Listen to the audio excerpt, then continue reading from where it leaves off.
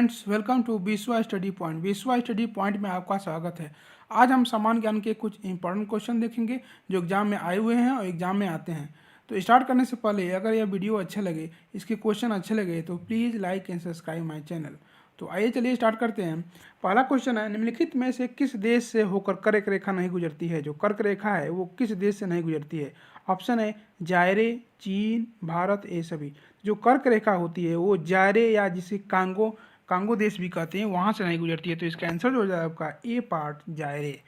अगला क्वेश्चन है, अंतर्राष्ट्रीय दिनांक रेखा कहाँ से गुजरती है? इसे हम इंटरनेशनल डेट लाइन भी बोलते हैं, जहाँ से हमारा दिनांक का निर्धारण होता है। तो ये कहाँ से गुजरती है, किस डिग्री से गुजरती है? तो 180 डिग्री से, 120 डिग्री से, 270 डिग्री से और 90 डिग्री से।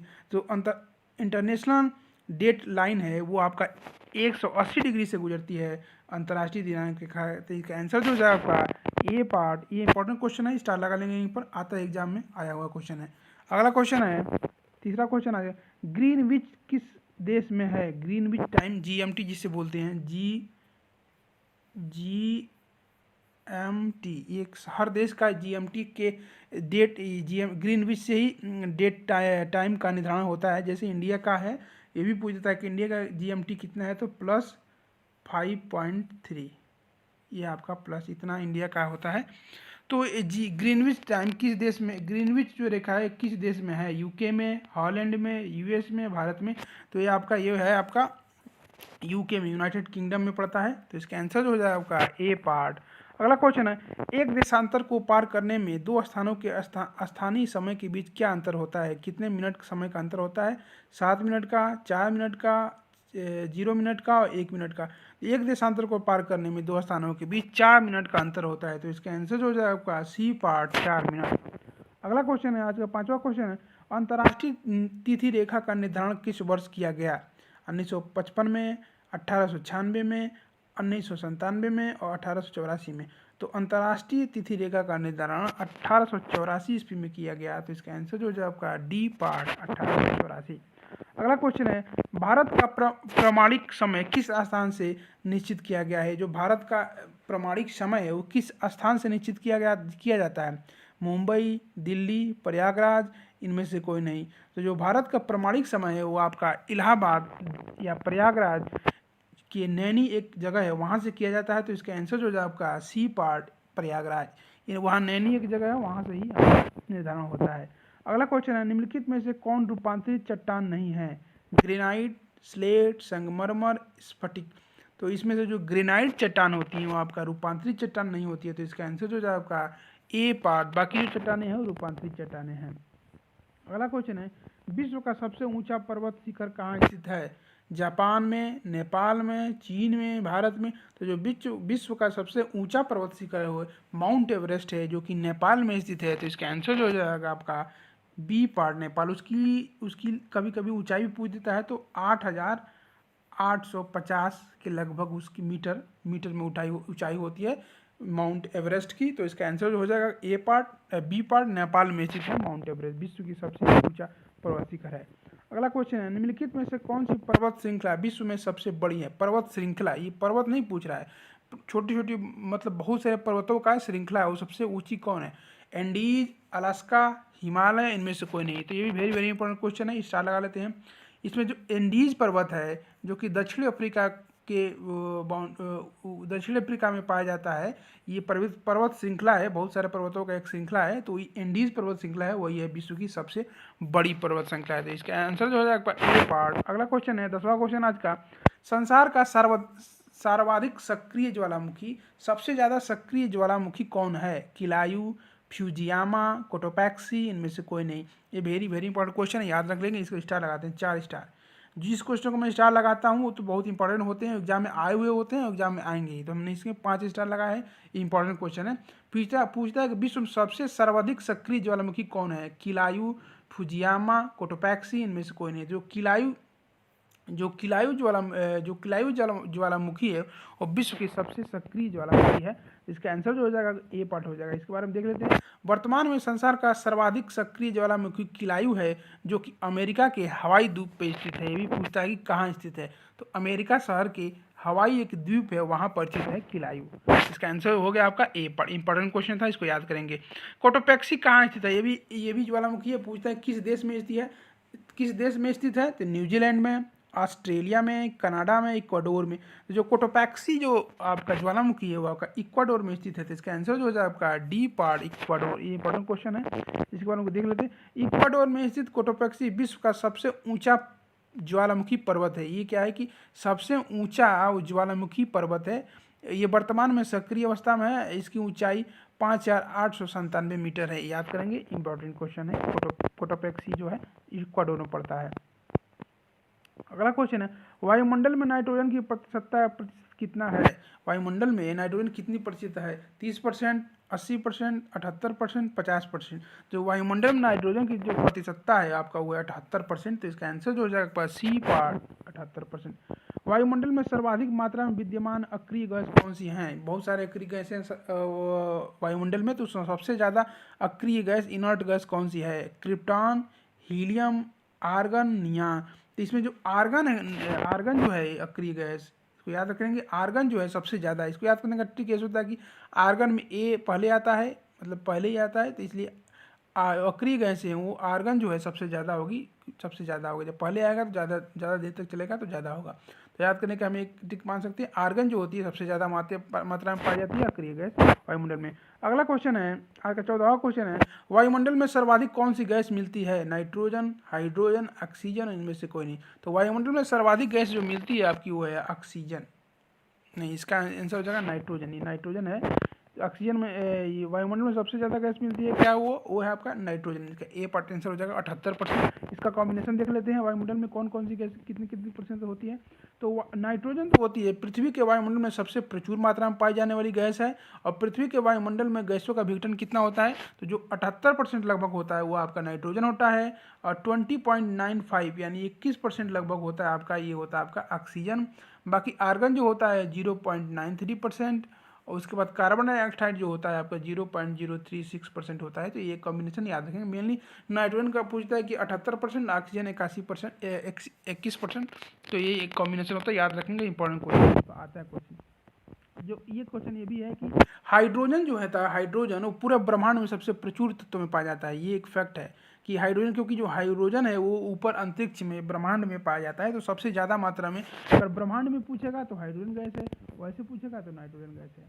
मेघ गर्जन वायुमंडल की किस परत में होता है, जो मेघ गर्जन, बिजली कड़कना, ये सब वायुमंडल की किस परत में। वायुमंडल की 4 परतें 5 परतें होती हैं, तो उसको बताते हैं अभी हम। तो जो मेघ गर्जन होती है वो आपकी किस परत में होती है, ओजोन मंडल में, क्षोभ मंडल में, समताप मंडल, इनमें से कोई नहीं। तो जो मेघ गर्जन होती है आपकी वो होती है क्षोभ मंडल में। जो सबसे निचला मंडल होता है उसको क्षोभ मंडल बोलते हैं। तो इसका आंसर जो हो जाएगा आपका बी पार्ट, क्षोभ मंडल। अगला क्वेश्चन है, सूर्य की तीव्र किरणों द्वारा झुलसने से वायुमंडल से कौन सी गैस हमारी रक्षा करती है, आर्गन, ओजोन, ऑक्सीजन, हाइड्रोजन।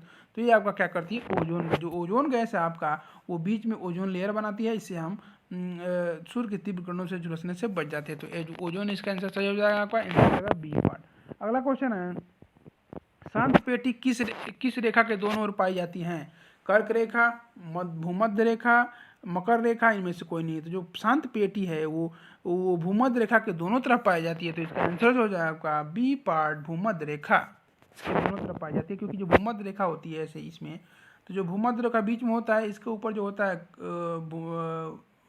मकर रेखा होता है, मकर रेखा होता है, नीचे होता है कर्क रेखा, और जो बीच वाली रेखा होता है भूमध्य रेखा। तो इसको दोनों ओर शांति पेटी पाई जाती है। निम्नलिखित में से किसे प्रकृति का सुरक्षा वाल्व कहा जाता है, ज्वालामुखी को, ओजोन गैस को, भूकंप को, नदियाँ को। तो इसमें ज्वालामुखी जो होता है उसको प्रकृति का सुरक्षा वाल्व कहा जाता है। तो इसका आंसर जो हो जाए आपका ए पार्ट, ज्वालामुखी।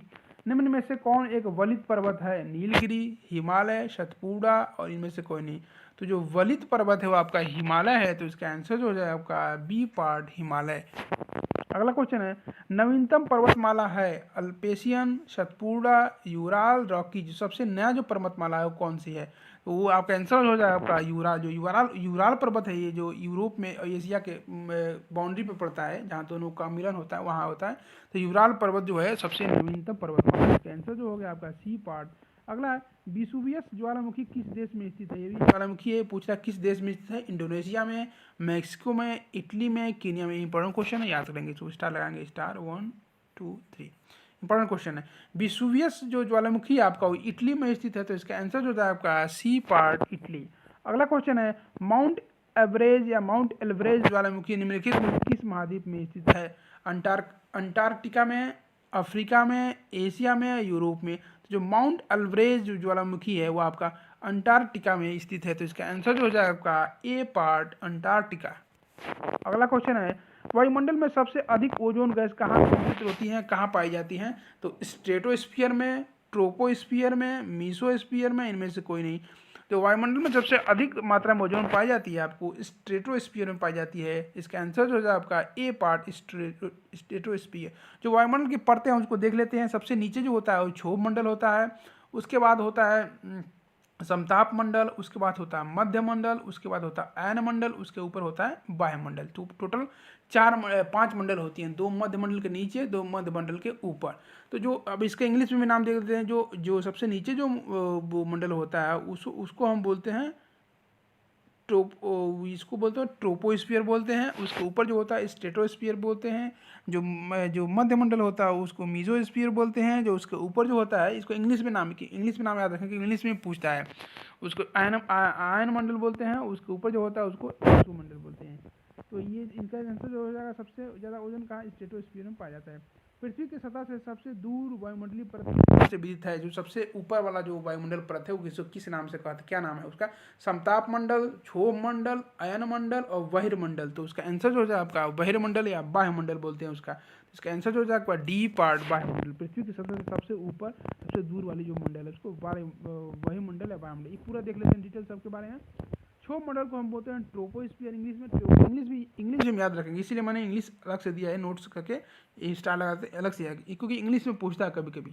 इंग्लिश में पूछ जाता है कि कौन सा है। क्षोभ मंडल को हम ट्रोपोस्फीयर बोलते हैं। जो क्षोभ मंडल होता है पृथ्वी के वायुमंडल की सबसे निचली परत या पहली परत जो होती है वो क्षोभ मंडल होती है।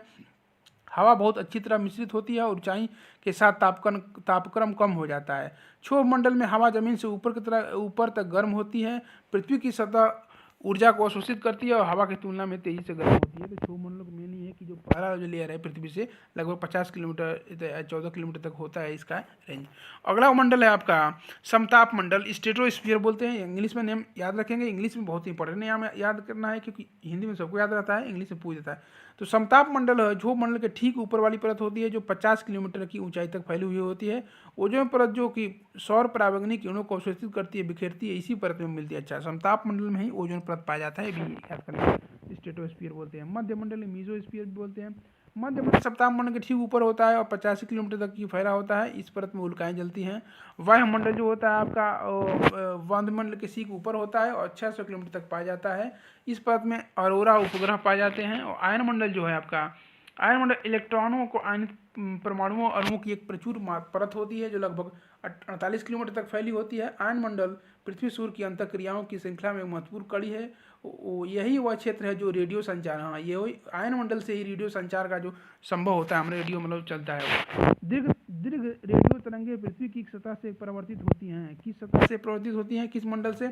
आयन मंडल से, क्षोभ मंडल से, समताप मंडल से और ये सभी। तो जो दीर्घ रेडियो तरंगे हैं, जो रेडियो तरंगे वेव तरंगे वो आपका आयन मंडल से परावर्तित होती है। तो इसका आंसर जो हो जाएगा आपका ए पार्ट आयन मंडल। इंपॉर्टेंट क्वेश्चन याद रखेंगे। संचार उपग्रह किस वायुमंडलीय स्तर में होते हैं? जो संचार उपग्रह होता है जो सैटेलाइट वाला वो कहाँ किस उपग्रह में होता है? क्षोभ मंडल में, समताप मंडल में, आयन मंडल में और क्षोभ मंडल में। तो जो संचार उपग्रह होता है आपको वो होता है आयन मंडल में। तो इसका आंसर जो है आपका सी पार्ट आयन मंडल।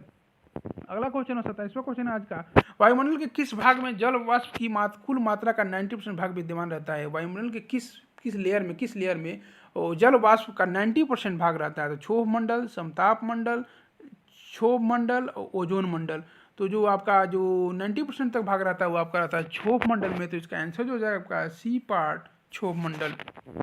अगला क्वेश्चन है सामान्य वायुदाब पाया जाता है रेगिस्तान पर, पर्वतों पर, सागर तल पर और उनमें से कोई नहीं। तो जो सामान्य वायुदाब पाया जाता है वो पाया जाता है सागर तल पर। तो इसका आंसर जो हो जाएगा आपका सी पार्ट सागर तल। वायुदाब में अचानक आने वाली कमी निम्न में से किसका सूचक है? तूफानी मौसम, स्वच्छ मौसम, वर्षा मौसम, इनमें से कोई नहीं। तो वायुमंडल में अचानक आने वाली कमी को हम तूफानी मौसम के रूप में जानते हैं, मतलब उसका मतलब होता है कि तूफान आने वाला है, तो इसका आंसर जो है आपका ए पार्ट तूफानी मौसम। अगला और तीसरा क्वेश्चन आज का, उच्च दाब क्षेत्र से भूमध्य सागर की ओर चलने वाली पवनें होती हैं व्यापारिक पवनें, पछुआ हवाएं, समुद्री पवन, इनमें से कोई नहीं। तो उच्च दाब क्षेत्र से भूमध्य सागर की ओर चलने वाली पवनें होती हैं आपको व्यापारिक पवनें होती है, तो इसका आंसर जो है आपका ए पार्ट व्यापारिक पवनें। अगला क्वेश्चन है और 31वां क्वेश्चन है, हवाई जहाज प्रायः किस में उड़ते हैं? ये वेरी वेरी इंपॉर्टेंट क्वेश्चन है, रिपीटेड क्वेश्चन आया हुआ है, TET, C TET, super TET में आया हुआ है, एग्जाम में इसको स्टार लगा लेंगे, ये आया हुआ क्वेश्चन, इसको याद रखेंगे, रट लेंगे। हवाई जहाज प्रायः किस में उड़ते हैं? क्षोभ मंडल में, समताप मंडल में, समतल मंडल में और मध्य मंडल में। तो जाहिर सी बात है, जो हवाई जहाज होते हैं उनको एक समान टेम्परेचर चाहिए होता है, तो वो आपको उड़ती हैं समताप मंडल में, समान ताप मंडल इसको बोलते हैं, समताप मंडल बोलें। इसका आंसर जो है आपका सी पार्ट समान समताप मंडल। अगला और आज का लास्ट क्वेश्चन है, वायुमंडल की सबसे निचली परत क्या कहलाती है? ये भी इंपॉर्टेंट क्वेश्चन है, सब परत को याद करेंगे, सबका इंग्लिश में भी नाम याद रखेंगे, मैंने बताया है। तो जो सबसे निचली परत है उसको क्या बोलते हैं? क्षोभ मंडल, समताप मंडल, मध्य मंडल, अयन मंडल। तो जो सबसे निचली परत होती है उसको हम बोलते हैं क्षोभ मंडल। इसका आंसर जो है आपका ये ए पार्ट क्षोभ मंडल। और कल का जो क्वेश्चन मैंने, आज का क्वेश्चन हो गया 32, कल का क्वेश्चन देख लेते हैं जो मैंने पूछा था कि देशांतरों की संख्या कितनी होती है? ग्लोब पर देशांतरों की संख्या कितनी होती है? 60, 360, 180, 90। तो देशांतरों की जो कुल संख्या होती है वो होती है 360। तो इसका आंसर जो है आपका बी पार्ट 360। अगर अक्षांशों की संख्या पूछेगी तो मैंने पुराने वाले कल वाले वीडियो में बताया था आपका, अक्षांशों की जो संख्या होती है वो होती है आपका 181। याद करेंगे उसको, मैं उसका डिस्क्रिप्शन में लिंक दे दूंगा, उसको आप उसको देख लेना, उसमें इंपॉर्टेंट क्वेश्चन था। तो 181 अक्षांश होते हैं और 360 देशांतर रेखाएं होती हैं।